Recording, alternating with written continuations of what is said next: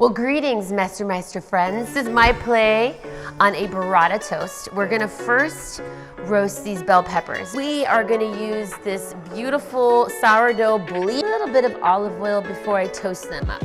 I love using a bread knife. Look how easy that slices.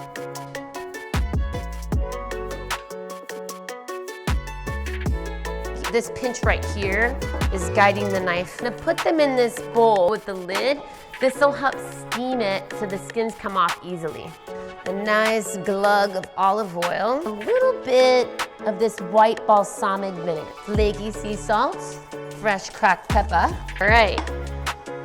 So now we're gonna use this beautiful burrata.